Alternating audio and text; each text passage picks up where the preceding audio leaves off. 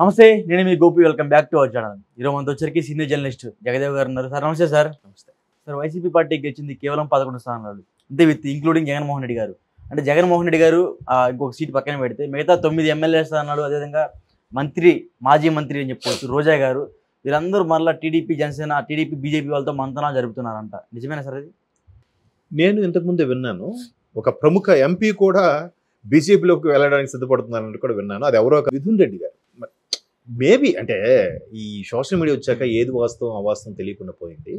అయితే మిథున్ రెడ్డి గారు ఎందుకు వచ్చారంటే 2 వెర్షన్లు ఉన్నాయి మళ్ళీ ఇక్కడ. చెప్పండి. ఒకటి మీరు అన్నట్టు 11లో జగన్మోహన్ రెడ్డి గారు, పెద్దిరెడ్డి రామచంద్రారెడ్డి గారు పక్కన పెడితే మిగతా 9 మంది అంత ఫెమిలియర్ కాదు కదా. 2 ఈ ఎస్సీ ఎస్టీకి సంబంధించిన నియోజకవర్గాలు గెలుచుకున్నారు వైజాగ్లో. అదే ప్రకాశం ఒకటి, తర్వాత కడప 2, చిత్తూరు, అలాగే మొత్తం రాయలసీమ అంతా 7, అవి 4 కదా కోస్తా.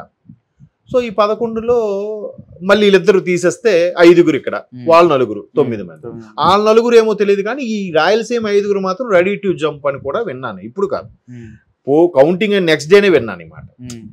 రూమర్ అయ్యుండొచ్చు మేబీ, లేదా దెర్ ఈజ్ ఛాన్స్. ఎందుకంటే అట్లీస్ట్ గవర్నమెంట్ వైపు ఉంటే నియోజకవర్గం డెవలప్ అవుద్ది, మనం సెక్యూర్గా ఉంటాం రా బాబు, మనకే ఇబ్బంది ఉండదు. లేదంటే గవర్నమెంట్ యాంటీగా ఏదోటి చెయ్యాలి, మొబలైజ్ చెయ్యాలి. గవర్నమెంట్ యాంటీగా ఎవడైనా ధర్నా చెయ్యాలి, రాస్తారోక చేయాలంటే ఎవడు రాడు, వాళ్ళకి డబ్బులు ఇవ్వాలి. గవర్నమెంట్ లేకపోతే వీళ్ళకే డబ్బులు వస్తాయి, వాళ్ళేం సంపాదిస్తారు, వాళ్ళకేం పెడతారు.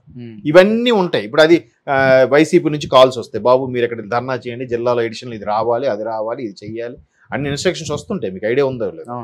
సో అట్లాగా చేస్తున్నప్పుడు ఇవన్నీ ఎందుకులే, మనం ఏదో చేసుకుంటే మన పనులు చేసుకుంటూ పోతుంది, ఇప్పుడు కొద్ది గ్రౌండ్ వర్క్ చేసుకుంటే నెక్స్ట్ 29కి రెడీగా ఉండొచ్చు అనే ఒక తలంపులో ఉంటారు.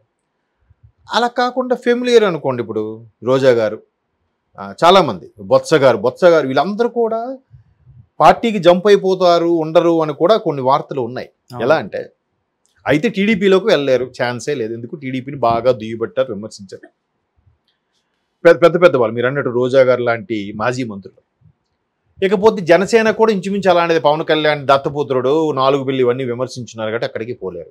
ఇంకా మిగిలిన ఆప్షన్ ఏంటి? బీజేపీ ఒకటి. బీజేపీతో ఎలాగో వైరం లేదు. ఎందుకు? మొన్న ఫిబ్రవరి వరకు కూడా బీజేపీ కూటమిలో భాగస్వామ్యం అవ్వలే, జనవరి ఎండింగ్ వరకు. సో బీజేపీతో అసలు గొడవలు, బీజేపీని అసలు పార్టీగా కూడా ట్రీట్ చేయలేదేమో నాకు తెలిసి వైసీపీ.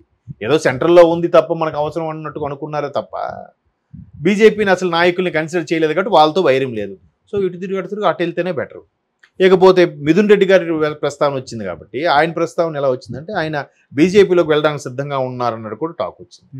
మేబీ ఆయన వెళ్తారని కూడా టాకు అయి ఉండొచ్చు. నెంబర్ 2, ఏమో మరి బాబు, రేపొద్దున సెంట్రల్లో కూటమి ఉంది, కూటమిలో టీడీపీ, జనసేన కూడా ఉన్నాయి. మనం చూస్తే ఇక్కడ తక్కువ సీట్లు ఉన్నాయి. మన మీద ఏమైనా ఇబ్బంది కలిగించే పరిస్థితులు ఉంటే మాకు తెలుస్తుంది ఇన్ఫర్మేషన్, కనీసం బీజేపీలో ఉంటే మాకు ఇన్ఫర్మేషన్ వస్తుంది. వాడుకోవాలో వీడుకోవాలో పట్టుకొని మనం ఏదో మన సర్వే అవ్వచ్చు అనుకుని, ఏమో పెద్దిరెడ్డి గారే పంపించారేమో, ఎవరికి తెలుసు, చెప్పలేం కదా. సో అదైతే టాక్ ఉంది. ఈవెన్ ఉత్తరాంధ్రకు చెందిన ఒక ఫేమస్ మాజీ మంత్రి కూడా బీజేపీలోకి వెళ్ళిపోవడానికి రెడీ అవుతున్నారని కూడా వార్త. తప్పులేదు, రాజకీయం. ఇప్పుడు గట్టిగా మాట్లాడితే ఇప్పుడున్న నాయకులందరూ కూడా టీడీపీలోనో కాంగ్రెస్లో చేసిన వాళ్ళేగా, వైసీపీలో కానీ జనసేనలో కానీ. లేటెస్ట్గా వచ్చే ఉడుకు రక్తం ఎక్కువగా రావట్లేదు. ముందులో 80sలో 90sలో వచ్చినంత యంగ్ జనరేషన్ నాయకులు ఇప్పుడు అంతగా రావట్లేదు. వచ్చిన ఎవరు వస్తున్నారు? వాళ్ళ అల్లుడు, వాళ్ళ కొడుకు, వాడు తమ్ముడు, వాళ్ళ మేనల్లుడు, మేనగోడలు, ఎట్లాగా వస్తున్నారు. ఇప్పుడు మొన్న మాజీ మంత్రులు పిల్లలు కూడా గెలిచారుగా. ఇప్పుడు యనమల గారు అమ్మాయి ఉంది అక్కడ, ఎలమంచిలో ఎక్కడో సంథింగ్. తర్వాత అదే శ్రీభరత్ గారు ఉన్నారు, బాలయ్య గారు అల్లుడు, చాలా వాళ్ళ టీ టైం అతను. వీళ్ళందరూ ఏదో సమ్ రిలేషను, లేదంటే బాగా కావాల్సిన వాళ్ళు. ఇప్పుడు రాజమండ్రి ఆదిరెడ్డి, ఆయన పేరు శ్రీనివాస్, ఎవరు ఆయన రూరల్, ఆయన మన ఒక ఎర్రంనాయుడు గారు అల్లుడే కదా, అంటే రామ్మోహన్ నాయుడు గారు స్వయాన భావ. వీళ్ళకి చాలా ఉన్నారు, నెక్స్ట్ జనరేషన్ వస్తున్నారు. బట్ రావడం మంచిదే. వచ్చినప్పుడు ఏమవుతుందంటే సీనియర్స్కి జూనియర్స్కి ఒక రకం, వీళ్ళు అనుభవంతో వెళ్తుంటారు, వీళ్ళు దూసుకుపోతుంటారు. కాబట్టి ఆ సమన్వయంగా అయినప్పుడు ఎక్కడెక్కడ ఏది ఆచితూ చేయాలనేది ఒక పార్టీ కానీ ప్రభుత్వం కానీ బ్యాలెన్స్డ్గా వెళ్తుంది. రామ్మోహన్ నాయుడు గారు కూడా రేపు సెంట్రల్ మినిస్టర్ ఇచ్చే అవకాశం ఉంది, హ్యాట్రిక్ కాబట్టి అని కూడా ఒక టాక్ ఉంది. శ్రీకాకుళం మన రామ్మోహన్ నాయుడు గారు. ఇలాగ ఇప్పుడు వస్తున్నారు జనరేషన్ వచ్చినప్పుడు కూడా ఇప్పుడు ఒకే ఇంట్లో కూడా ఒకరు వైసీపీ అయితే ఒక టీడీపీ అయిన సందర్భాలు కూడా గతంలో చూసాం. అంటే ఎలా ఉంటుందంటే ఒరే నీ గవర్నమెంట్ వస్తే నువ్వు నాకు హెల్ప్ చేయి, నా గవర్నమెంట్ వస్తే నేను నీకు హెల్ప్ చేస్తాను. అల్టిమేట్గా కుటుంబం సేఫ్ జోన్లో ఉండాలి, సంపాదించుకోవాలి. ఎవరైనా అంతే. అంటే ఇంతకుముందు అలాగే ఉండేది. చాలామంది ఎలాగనేవారంటే మీరు భరతను నేను సినిమాలో చూస్తే మనం ఒకటే కదండి, ప్రాజెక్టులు అన్నీ మనం పనులు చేసుకోవాలి అన్నట్టుగా ఉంటుంది. మహేష్ బాబు దానికి ఒప్పుకోడు. అలాగా గత ప్రభుత్వాలు అలాగే ఉంది. చాలామంది చెప్పేది ఏంటంటే ఒకప్పుడు రాజశేఖర రెడ్డి గారు, చంద్రబాబు నాయుడు గారు మంచి మిత్రులను కూడా విన్నాం.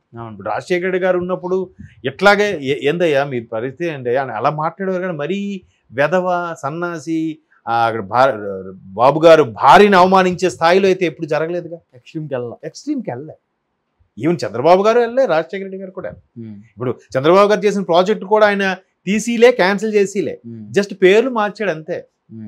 ఇప్పుడు ఓఆర్ఆర్ ఉంది, బాబు గారు ఒక లైన్ ప్రాజెక్ట్ ఇలా చేద్దాం ఉన్నారు, ఈయన ఏం చేశాడు, కొద్దిగా మ్యాప్ మార్చేశాడు. అది శంషాబాద్ ఉంది, ఈయన డొమెస్టిక్ ఎన్టీఆర్ ఉంది కాబట్టి ఎన్టీఆర్ పేరే పెడదాం అనుకున్నారు, అవ్వలేదు. ఈయన దిగిపోయాడు, కరెక్ట్ టైంకి ఆయన వచ్చాడు, ఆయన రాజీవ్ గాంధీ పేరు పెట్టేసుకున్నాడు. బట్ ఇప్పటికీ డొమెస్టిక్ ఎయిర్లైన్స్ ఎన్టీఆర్ పేరే ఉంది. అంతేగాని చంద్రబాబు నాయుడు గారు ఇంటర్నేషనల్ శాంక్షన్ చేయించుకున్నాడు కాబట్టి అది తీసేద్దాం, మనం అక్కడ కట్టాలి శంషాబాద్లో, అది అలాగే వదిలేద్దాం, ఇంకో దగ్గర ల్యాండ్ ఎక్కడ తీసుకుని కడదాం అంటే ఆ ల్యాండ్ అంతా ఏం చేసుకోవాలి. అది కదా. అలా ఉంటే ఎప్పుడు ప్రజల మనుగడకి, మౌలిక సదుపాయాలకి, అభివృద్ధికి ఆటంకం ఉండదు. ఇప్పుడు బాబు గారు ఏదో చేశారు, సైబర్ టవర్ స్టార్ట్ అయింది, ఆ తర్వాత ఇది ఉంది విజన్ 2020 అన్నారు, దాని తగ్గట్టుగా ఇప్పుడు ఎంత ఇదిగా తయారైంది. హైదరాబాద్లో 80 లక్షల మంది దాని మీదే ప్రత్యక్షంగా పరోక్షంగా డిపెండ్ అయ్యి బతుకుతున్నారు అనుకుంటున్నారు. ఆ తర్వాత వచ్చిన నాయకులు ఎవరు కూడా దాన్ని పడగొట్టేయాలి, ఇక్కడ ప్రాజెక్టులు రాకూడదు, ఆ చంద్రబాబు టైంలో వచ్చిన కంపెనీలు ఏది ఇక్కడ ఉండకూడదు అనేమనలేదుగా. అట్లాగా ఇంకా సమన్వయం చేసుకోవాలి. కానీ సో నాయకులు కూడా అలాగే ఉన్నారు. ఏముంది అంతా ఉటిదే అబ్బా, అల్టిమేట్గా మనం మనుషులు రాజకీయం చేసుకోవాలి, కానీ ఇవన్నీ వద్దు, మన బాబు ప్రాజెక్ట్ ఇప్పించండి అంటే సరే ఉంటారు. ప్రతి పార్టీకి చెప్పిన కోవట్లు కూడా ఉంటారు. మనకు తెలియదు, మన వరకు రాదు అది, అంతే కదా. ఇప్పుడు మొన్న రేవంత్ రెడ్డి గారు ముఖ్యమంత్రి అయినప్పుడు ఇక్కడ వైసీపీకి చెందిన వ్యక్తులు, టీడీపీకి చెందిన వ్యక్తులు కూడా పిలిచి పార్టీ ఇచ్చాడంట ఆయన ముఖ్యమంత్రి అయ్యాక. మిత్రులు వాళ్ళు, పార్టీలు వేరు, అభిమతం వేరు, బట్ వాళ్ళు మిత్రులు, హ్యూమన్ రిలేషన్స్ ఉన్నాయి. కాబట్టి దాన్ని మనం వెళ్ళిపోయినా ఒకళ్ళు జంప్ అయిపోయినా ఆశ్చర్యపోవడానికి అవసరం లేదు. రాజకీయాల్లో సర్వసాధారణం. ఇప్పుడు ఎట్లా ట్రీట్ చేస్తున్నాయంటే రాజకీయం ఒక సేవ కాదు, అదొక ప్రొఫెషన్. వెళ్ళామా, చేసుకున్నామా, ఇక్కడ నుంచి అక్కడికి వెళ్ళామా, అక్కడ నుంచి ఇక్కడికి వెళ్ళామా, ఎక్కడ గవర్నమెంట్ అటు షిఫ్ట్ అయిపోయామా. చాలా మంది ఉన్నారుగా. కొంతమంది గతంలో ఒక నాయకులు ఉన్నారు, పేరు అనవసరం, ఏ గవర్నమెంట్ వస్తే అందులోకి వెళ్ళి కలిసిపోవడం, రాజ్యసభ తీసుకోవడం, ఒక 6 ఏళ్ళు గడిపేయడం, ఇదే పని. నెక్స్ట్ ఇది గవర్నమెంట్ రాదా, ఇంకో దగ్గరికి వెళ్ళిపోవడం, మళ్ళీ రాజ్యసభ. అలాగా ఆయన 4-5 సార్లు రాజ్యసభ తీసుకున్నాడు. సో అలా ఉన్నారు నాయకులు కూడా, ఏం చేయలేం. పెద్ద వాళ్ళు మీరు అన్నట్టు రోజా గారు లాంటి మాజీ మంత్రులు. ఇకపోతే జనసేన కూడా ఇంచుమించు అలాంటిది. పవన్ కళ్యాణ్ దత్తపుత్రుడు, 4 బిల్లు ఇవన్నీ విమర్శించున్నారు కాబట్టి అక్కడికి పోలేరు.